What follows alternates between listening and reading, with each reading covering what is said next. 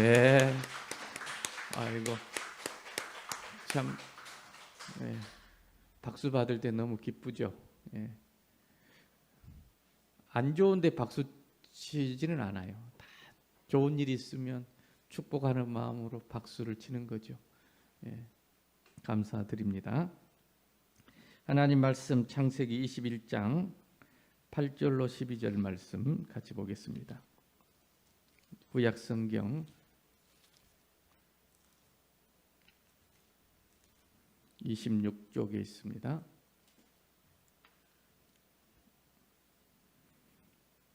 같이 한 목소리로 읽도록 하겠습니다. 아이가 자라매 젖을 때고 이삭이 젖을 때는 날에 아브라함이 큰 잔치를 베풀었더라. 사라가 본즉 아브라함의 아들 애굽 여인 하갈의 아들이 이삭을 놀는지라. 그가 아브라함에게 이르되 이 여종과 그 아들을 내쫓으라. 이 종의 아들은 내 아들 이삭과 함께 기업을 얻지 못하리라 하므로 아브라함이 그의 아들로 말미암아 그 일이 매우 근심이 되었더니 하나님이 아브라함에게 이르시되 내 아이가 내 여종으로 말미암아 근심하지 말고 사라가 내게 이른 말을 다 들으라. 이삭에게서 나는 자라야 내 씨라 부를 것임이니라. 아멘. 네, 아무것도 두려워 말라. 오늘 하나님 우리 함께 찬양 드리겠습니다. 우리가 믿음의 결론은 감사할 것밖에 없고 하나님 진짜 아버지가 된 사람은 진짜 감사할 것밖에 없고 찬양할 것밖에 없어요. 그렇게 우리를 하나님 부르셨고 하나님 그렇게 만들어 가십니다. 우리 그런 믿음을 가지고 한번 찬양하겠습니다. 아무것도 두려워하지 말라.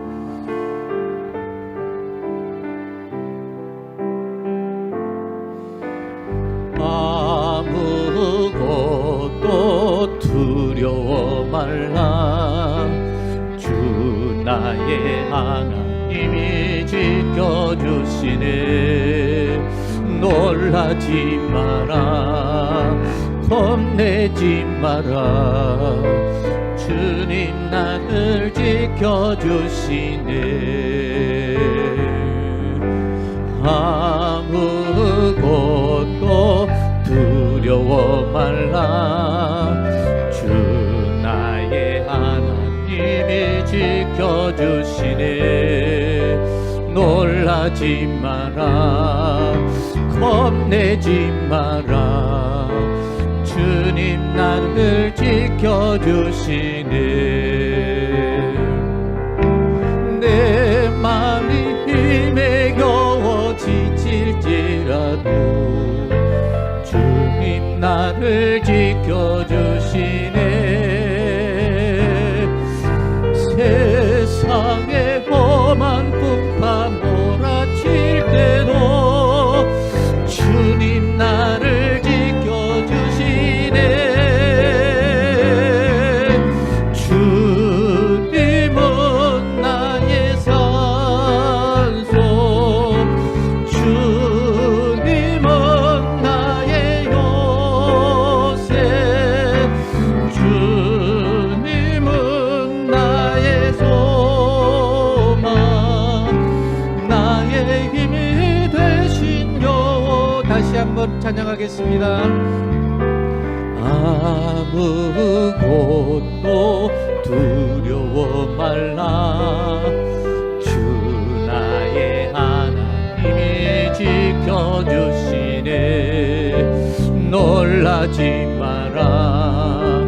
겁내지 마라. 주님 나를 지켜주시네. 아무것도 두려워 말라. 주 나의 하나님이 지켜주시네. 놀라지 마라. 겁내지 마라. 주님 나를 지켜주시네. 내 맘이 힘에 겨워 지칠지라도 주님 나를 지켜주시네. 세상에 험한 풍파 몰아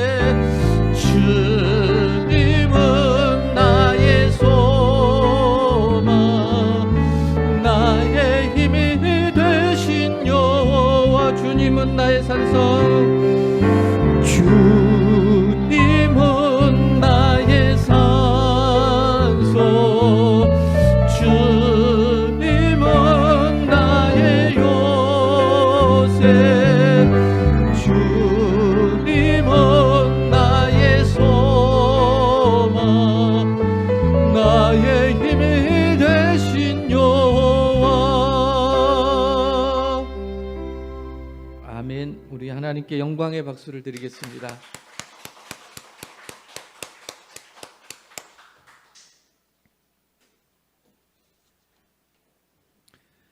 오늘 함께 나눌 말씀 제목은 잔치집이 되려면입니다.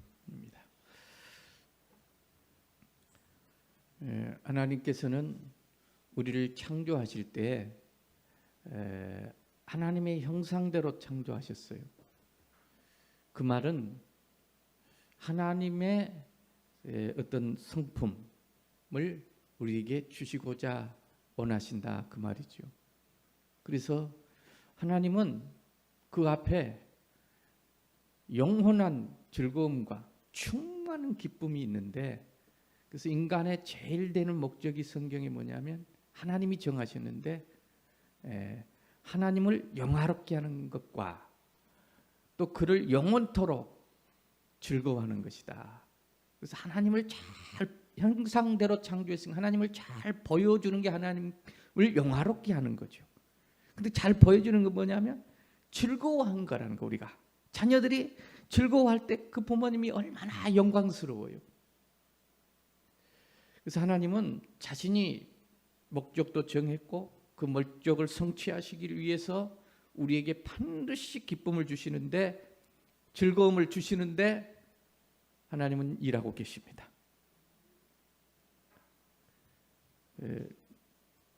그래서 하나님은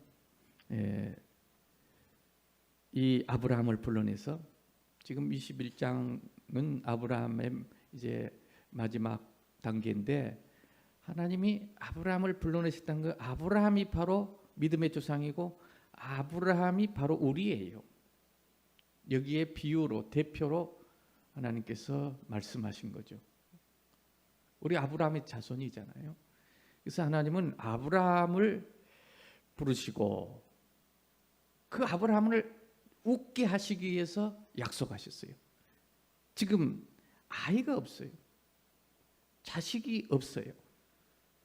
그래서 굉장히 슬프고 절망적인, 낙심된 이 아브라함에게 하나님께서는 아들을 주겠다 약속하셨습니다.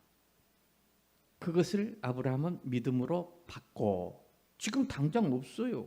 그래도 하나님 신실하신 분이시고 반드시 이루시는 분이고 바랄 수 없는 중에 바라게 하시는 분이시고 하나님 반드시 이루시는 전능자, 부족함이 없는 분이라는 완전하신 창조자라는 것을, 그분이 내 아버지시라는 것을 아브라함은 믿고 사라와 함께 그 약속하는 날 웃었더라.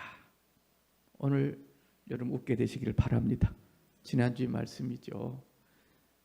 그 약속을 믿으세요. 하나님 하세요. 내 감정과 내 상황을 보고 놀라지 마시고 그 약속을 믿으세요.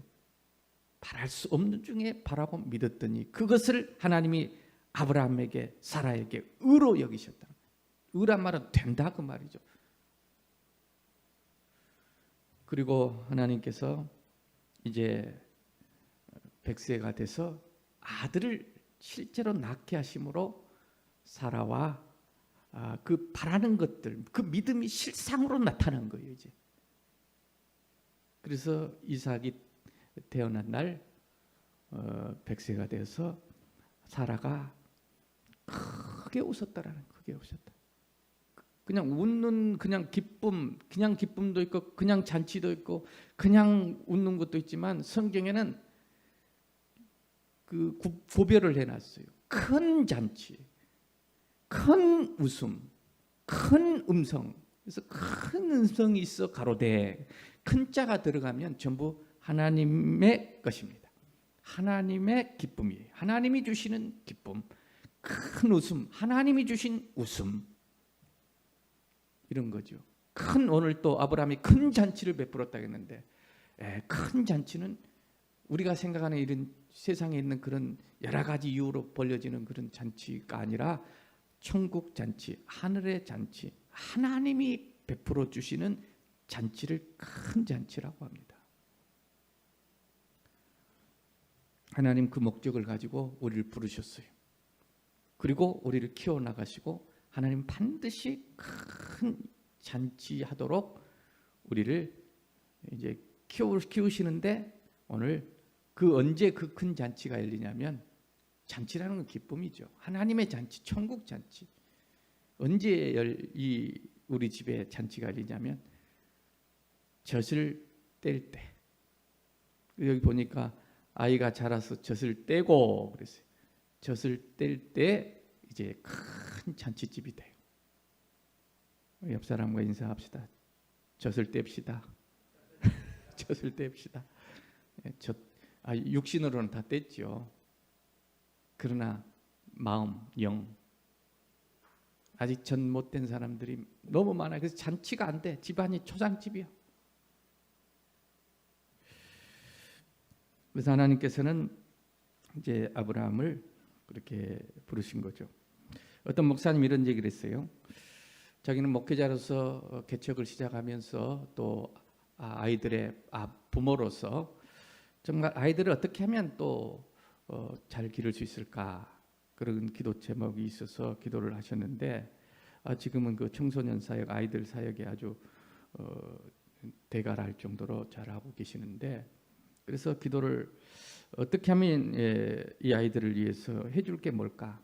개척하다 보니까 뭐 해줄 게 없어요. 그래서 꼭 해줄 수 있는 게 뭘까 기도하는데, 하나님께서 그런 마음을 확신을 주셨는데, 절대적으로 순종하는 아이들로 만들면 이 아이들이 반드시 그렇게 키우면 이 인생이 행복하겠다, 그런 확신이 왔다는 거죠. 그래서 절대적으로 순종하는 아이로 도와야 되겠다. 그래서 군대보다 엄격하게 했답니다.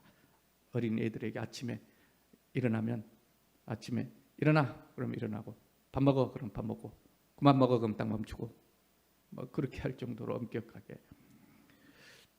또 언젠가는 너무 바빠가지고 뭐 반찬할 시간도 없어가지고 그냥 우유 사놓고 우유에다 밥 말아 먹어. 그러니까 이 아이들이 우유에다 밥을 그냥 말아 먹고 끝내는 거예요. 근데 나중에 알고 보니까 딸은 너무 그 먹기가 어려워서 몰래 버렸다 가더라고. 그렇게 이야기를 했습니다. 그래서 이 아이들을 순종하는 아이들만 키우면 행복할 거다. 여러분, 순종이라는 게 그렇게 단순히 그냥 시킨 대로 하는 게 아니에요. 순종이 얼마나 어려운지 몰라요. 순종을 하려면 이해가 되든 안 되든지 때로는 해야 돼요. 때로는 이 순종을 한다는 것은 내가 하고 싶은 일은 하고 하기 싫은 안 하고, 이건 순종이 아니죠. 때로는 하고 싶은 일은 당연히 하겠지만 하기 싫은 일도 해야 되고, 그리고 이 하고 싶은 말을 하시겠지만 하셔서는 안 되는 말도 또 안 해야 되고, 이런 내가 좋아하는 사람도 있겠지만 좋아하지 않는 사람도, 안 맞는 사람도 또 함께 지내야 되고, 이게 순종이거든요. 그렇게 된다면 인생이 행복할까요, 안 할까요? 하겠죠. 그런 아이로 거의 장성한 사람이죠. 자기 하고 싶은 말을 하고 일만 하고 하기 싫은 안 해버리고, 또 자기 좋아하는 사람만 만나고 싫어하는 사람은 안 만나버리고, 그러면 이거는 어린아이입니다. 순종할 수 없는 어린아이. 그래서 오랫동안 그런 목표를 가지고 키웠는데, 아이들이 둘이 다 얼마 전에 결혼을 했는데 참 괜찮아요. 제가 볼 때 진짜. 그래가지고 어느 정도냐면 이 딸도 사이를 고를 때 아버지가 몰라가지고 얼굴도 한 번 안 보고 말 한 번 안 해봤는데, 이제 이 딸이 인도에 가 있는데 전화상으로 이런 남자다, 내가 골라놨다, 결혼해라. 그 돌아가지고 얼굴도 안 보고 대화도 안 해보고, 물론 아버지가 많이 설득을 했겠죠. 무슨 이야기를 많이 나눴겠죠. 그냥 결혼했는데 너무너무 잘 사는 거예요. 아들도 또 그렇게 아버지가 이 여자 해라, 그러니 또 그렇게 한 거예요. 그렇게 잘 살아요. 또 손주 낳고. 근데 그런 과정 속에서 한 가지 깨달은 게 뭐냐면, 이분이 부모는 절대로 자녀를 순종시킬 수가 없다라고 결론이 났답니다. 그래서 다 해봤는데, 이렇게도 해보고 군대처럼도 해보고 다 해봤는데 안 되더라는 거죠. 그래서 사람이 자녀를 순종시키려 할수록 자녀는 불순종해 버려요. 결과가 그래요. 그분이 그래서 자녀를 정말 이렇게 순종시키려고 하면서 내가 시키려 할수록 더 불순종하는데, 방법이 뭐냐면 자녀를 순종시키려고 하면서 날마다 자신과 하나님과의 싸움이었다라고 고백해요. 아버지, 부모와 하나님과의 싸움이 된 거죠. 내가 하나님께 순종한 만큼 자녀가 순종하더라는 거예요. 그래서 자녀를 순종시켜서 순종하는 자녀로 만들어서 행복한 인생을 만들고자 하는 그런 목표와 기도 제목을 갖고 그 자녀를 순종시키는 과정 중에 결국은 하나님과 나와의 처절한 싸움이었다. 내가 하나님께 순종하는지. 그런 이야기를 들었습니다. 오늘 말씀은 잔치 이야기로 시작합니다. 아브라함에게 잔치를 이제 아브라함이 잔치를 베풀었더라 그렇게 나오는데, 성경에는 잔치 이야기가 많이 나옵니다. 바로도 잔치를 했죠. 그리고 솔로몬도 성전을 지어놓고 온 국민과 함께 잔치를 했죠. 에스더도 나라를 구하기 전에 그 잔치를 통해서 하만이라는 사람을 달 수가 있었죠. 그래서 이 누가복음에도 14장 16절에 어떤 사람이 큰 잔치를 베풀고 많은 사람을 청하였더니 그럽니다. 그러니까 어떤 사람은 하나님이시죠. 어떤 임금이니까 하나님이 큰 잔치를 베풀고 많은 사람들을 청했다. 또 예수님도 처음 표적을 어디에서 행했습니까? 가나의 혼인잔치에서. 그리고 요한계시록에도 보면 마지막에 어린 양의 혼인잔치로 끝납니다. 모든 잔치예요. 그런데 여러 가지 이 세상에는 잔치가 많아요. 그런 때는 그 잔치가 부작용도 있고 좀 안 좋은 잔치도 있고 그러지요. 그런데 여기서 말하는 큰 잔치는 하나님이 베푸신 잔치예요. 하나님의 잔치죠. 그래서 다윗도 하나님이 베풀어 주신 그 잔치를 찬양하기를 원수의 목전에서 내게 상을 베풀어 주시고, 그러면 잔치상을 베풀어 주셨다. 그런 말이에요. 원수의 목전에서 보복하시고, 하나님의 보복이 시작된 거예요. 하나님의 은혜가 시작된 거죠. 잔치는 언제 합니까? 잔치하는 생일 잔치, 또 시험에 합격하면 잔치, 뭐 건물을 다 지어서 승진하면 또, 그리고 병이 나아서 뭔가 이 변화가 있고 문제가 해결이 되고 그럴 때 잔치를 벌이죠. 전제가 있죠. 잔치는 이 어떤 그런 전제도 없는데 갑자기 만나고 잔치합시다 그러면은 왜 그냥 잔치는 무슨 잔치, 그냥 저녁 밥이나 같이 먹지, 이렇게 이제 하겠죠. 그런데 잔치라는 것은 그 전제가 뭐냐면 아팠거나 또 고통을 당했고 헤어졌거나 상처를 받았거나 뭔가 문제가 해결된 거죠. 그런데 여기서는 하나님의 잔치인데, 하나님의 잔치는 큰 잔치인데 하나님의 은혜가 임한 거죠. 하나님이 보복이 시작된 거, 해결된 거죠. 하나님이 보복하신 거죠. 그리고 구체적으로 말하면 슬퍼하는 자에게 화관을 주시고 은혜의 해와 여호와의 보복의 날이 선포되고, 그 슬픔에 차 있는 그들이 화관으로 대신하고 바뀐 거죠. 그리고 죄를 대신해서 기쁨이 되고, 그러니까 죄란 말은 나의 부끄러움과 수치가 기쁨이 되고 바뀐 거죠. 하나님이 보복하시니까. 근심이 찬송의 옷으로 그 근심을 대신했다. 근심이 찬송하게 된 거죠. 바뀐 거죠. 그래서 이 송명희 시인도 그 가슴 아픈 태어나서부터 자라온 과정이 정말로 슬픔이고 그 근심이고 제 가운데 앉은 수치요. 그러는데 어느 날 하나님의 큰 잔치가 벌어진 거예요. 그 영혼 속에. 그래서 찬송으로 바뀌어진 겁니다. 시를 얼마나 많이 썼어요? 오늘은 말씀 잔치인 줄로 믿습니다. 예. 근심이 의의 나무로 바뀌고 여호와의 영광이 나타나는 날. 큰 잔치. 이 잔치는 의와 평강과 희락이라 그랬어요. 예. 이것이 잔치입니다. 하나님은 우리에게 이런 잔치를 베풀어 주시고 또 우리가 그런 잔치를 베풀어 주신 내가 이제 아브라함이 그런 잔치를 받았죠.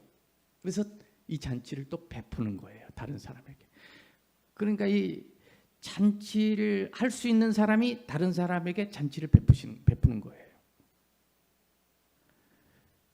그래서 젖을 뗄 때에 그랬어요. 젖을 때 잔치는 언제 잔치를 보내면 젖이 떼어져야 돼요. 젖이 안 떼지면 잔치가 안 돼요.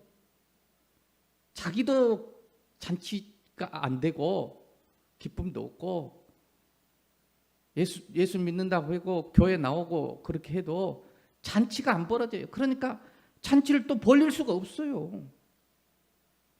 우리 집이 잔치집이 되려면 집이라는 것은 내 안에 마음이거든요. 이게 집이거든요.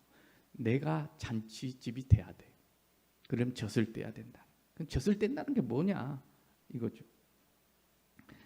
오늘 이 아브라함이 큰 잔치를 베풀었는데 그 잔치의 내용이 있는 건데 내용이 없어요. 어떤 음식을 했는지 또 누구를 초청했는지 그런 것은 전혀 생략되어 있고 뭔가 여기에 하나님께서 메시지를 주시기 위해서 그런 건 다 생략하고 이렇게 기록을 했어요.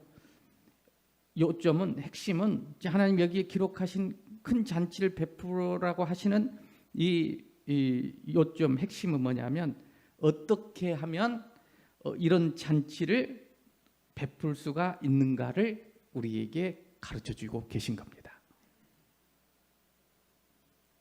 여러분 집이 잔치집이 되기를 원합니까? 원하십니까? 초상집이 되기를 원하십니까?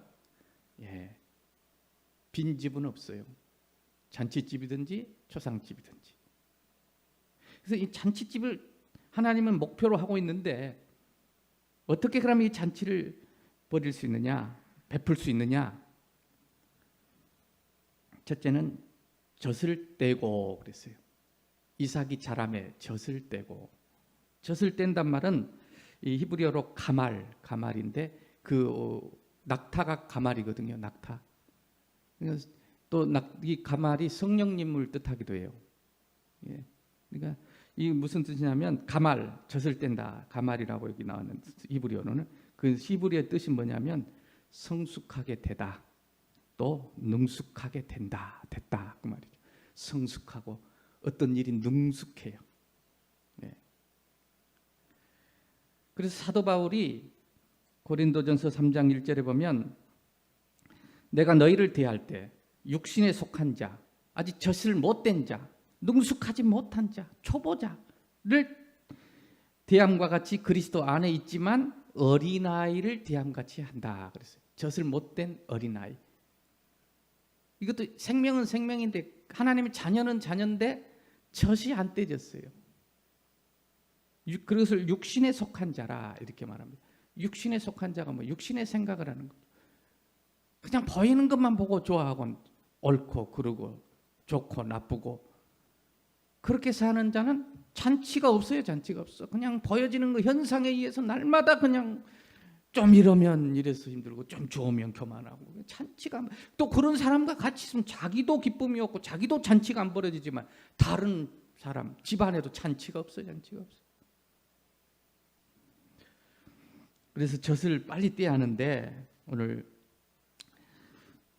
장로가 되고 권사가 되고 그래도 그 어린아이면 어린아이 아직 젖이 안 떼지면 잔치가 안 돼요.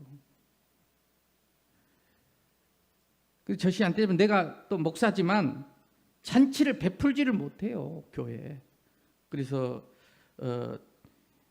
항상 제가 젖을 못 대 가지고 그냥 육신의 생각으로 말씀을 해석해서 있는 대로 여러분 말씀대로 살아야 합니다. 충성해야 됩니다. 예, 헌금 잘해야 됩니다. 뭐 그러고 나쁜 짓 하면 안 됩니다. 사랑해야 됩니다. 이렇게 말을 한다면, 그리고 하나님께서 여러분 그렇게 하면 축복 못 받습니다. 이렇게 해야 복을 받죠. 그리고 좀 뭐 어떻게 잘해가지고 뭐 이렇게 복을 받은 사람 이야기하면서 그러니까 복을 이렇게 해야 받는다고 자꾸 그런 식으로 하면 여러분 잔치 안 될 겁니다. 얻어맞고 야단 맞고 가는 기분일 겁니다. 잔치집은 먹을 게 있어요. 기쁨이 있어야죠. 뭔가 해결이 돼야죠. 그게 복음이죠. 제가 그러니까 그 틀린 말은 아니에요. 사랑해야 합니다. 예? 그게 틀린 말은 아닌데, 맞는 말인데 그 속에 들어있는 복음을 발견하지 못하고 육신의 눈으로만 보는, 율법으로만 보면 이 잔치가 안 돼요. 그래서 이 우유만 먹는 그런 단계에서 제가 벗어나야, 장성한 자가 돼야 단단한 것도 먹어서 그 속에 있는 것도 알아야 되는 건데, 그래서 오늘 예배에 나왔는데 참 먹을 것이 없다. 그냥 마음만 괜히 찝찝하고 참 내가 잘못 믿는 것 같고 이러니까 내가 복을 못 받나, 이런 생각을 갖고 간다면 그거는 제가 젖을 못 댄 겁니다. 그리고 집안에서도 어른이, 가장이에요. 아버지인데 돈도 벌어와요. 다 해요. 아버지인데 잔치가 없어요. 잔치가 없어. 왜? 젖을 못 댔으니까. 젖을 떼야 집안의 아이들이랑 다 함께 잔치가 벌어지는데, 교회도 그래야 이 젖을 떼야 뭐 말로만 뭐 장로고 목사고 그런다고 그래서 이게 잔치가 벌어진 게 아니에요.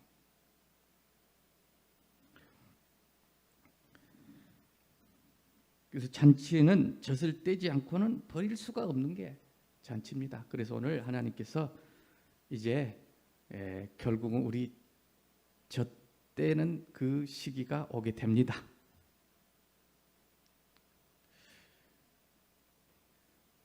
그래서 젖을 뗀다는 게 뭘까요? 제가 이렇게 보니까 이유식을 하더라고. 젖을 떼면서 이유식을 해요. 그 말은 이유식을 한다는 것은 젖을 그만 먹게 한다는 건데, 얘가 미워서 그러겠어요? 근데 이 이유식을 시작할 때 그 참 아이가 엄마 품에서 있다가 엄마 품을 떠나고 그 부드러운 것만 먹다가 이 딱딱한 것을 이제 먹기 시작하면서 이게 갑자기 엄마 품에서 떠나야 되고, 그러니까 어떻게 생각하냐면 엄마가 나를 싫어하나? 안 계신가?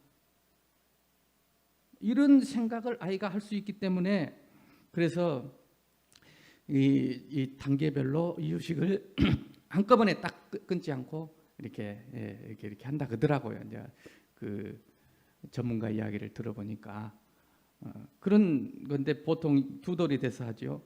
근데 이 이유하는 참 의미가 뭐냐면, 이 젖을 떼고 이유를 하는 그 참 의미는 너에게 젖을 주지 않아도 엄마는 변함없이 너를 사랑한단다.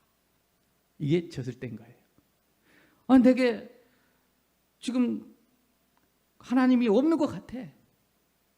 무슨 일이 되는 것도 별로 없어. 오히려 막 어려운 일이 생겨. 그래도 하나님은, 엄마는 나를 사랑한단다 하는 것이 젖을 떼는 거예요. 그걸 알면 모든 상황 속에서 하나님의 사랑과 하나님의 은혜가 보여지면 젖을 뗀 사람이에요. 그리고 감사하게 되고 찬송하게 되고 다시 기뻐하게 되고, 그게 잔치집이죠.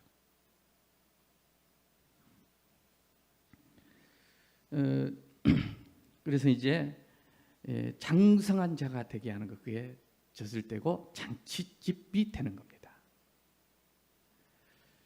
두 번째는 하갈과 이 잔치집에서 이스마엘을 내쫓으라 그랬어요. 잔치집이 되려면 하갈과 이스마엘을 내쫓아라.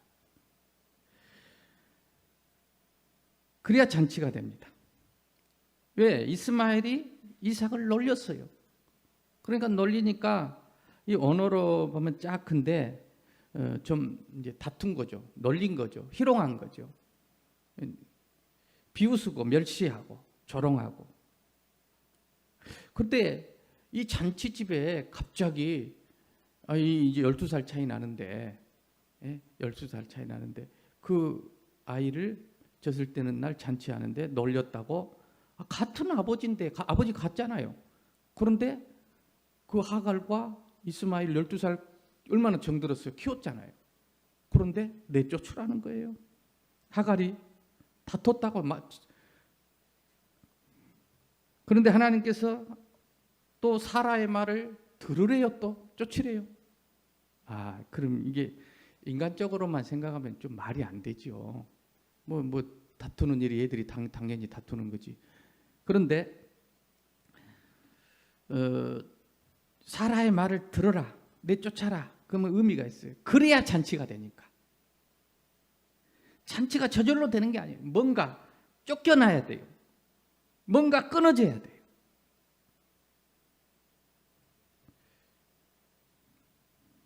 오늘 또 속으로 그 인간을 쫓아내야지. 그렇게 생각하면 안 돼요.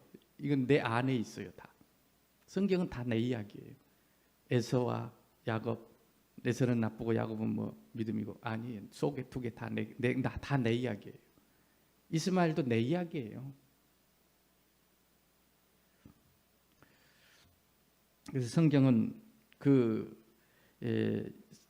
이렇게 설명을 해요. 갈라디아서 4장 22절 이하에 보면 여기에 대해서 사도 바울이 설명을 해주는데, 이 하갈과 이스마엘, 이삭과 그리고 사라, 이것이 무슨 뜻인지, 왜 쫓으라고 했는지 이렇게 설명을 합니다.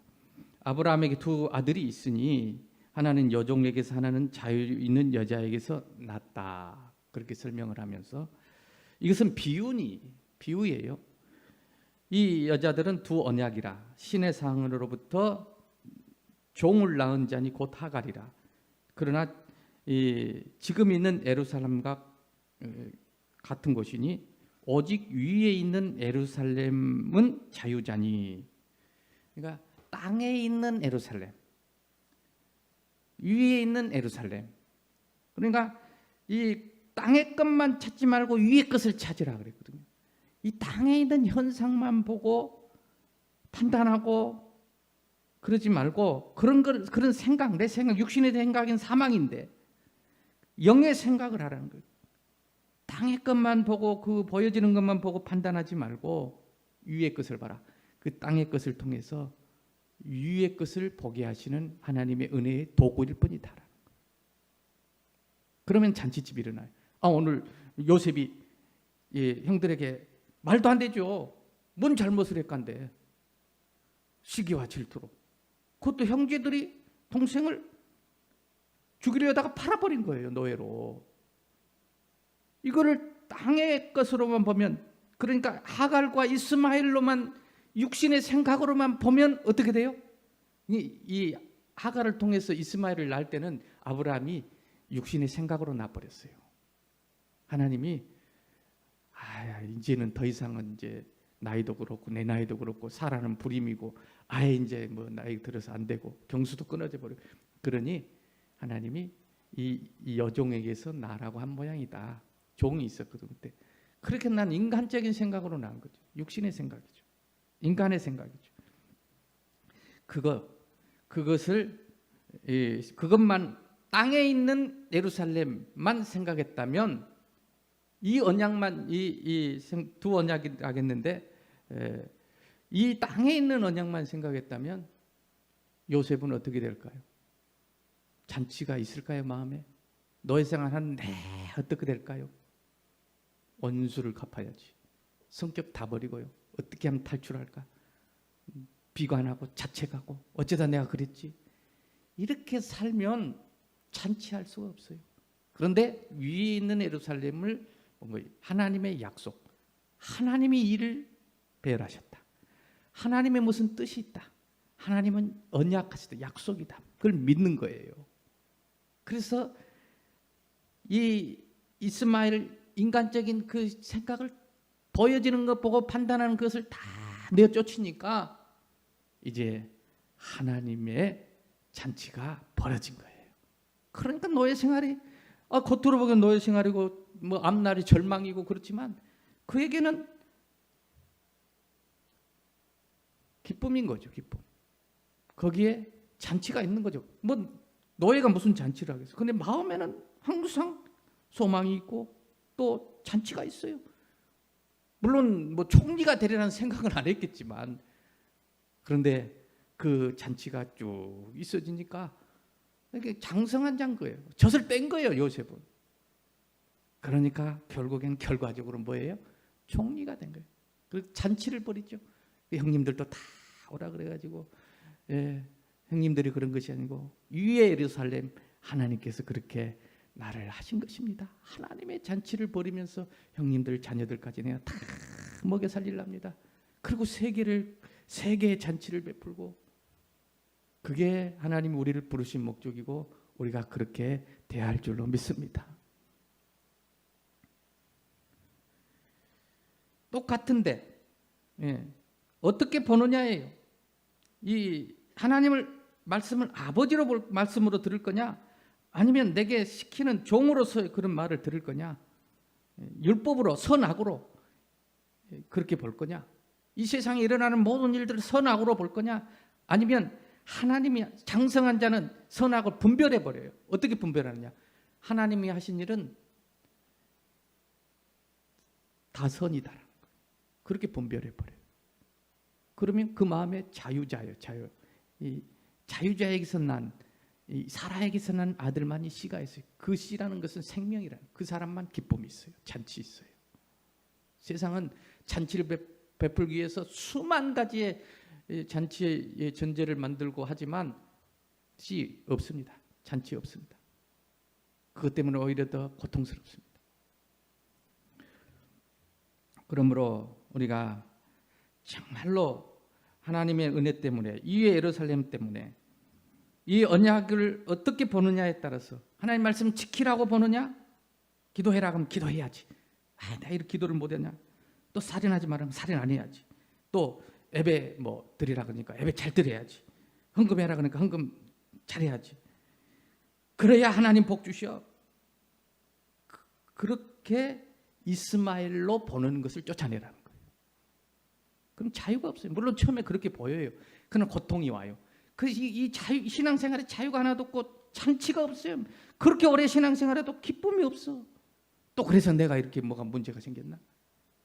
물론 맞아요. 그런데 이제 장성한 자는 선악으로 안 보고 하나님이 하신 일은 그 안에 사랑이 들어있고 하나님 뜻이 있고 하나님 반드시 잔치를 베푸시기 위한 하나의 도구일 뿐이다라고 보는 거예요. 할렐루야.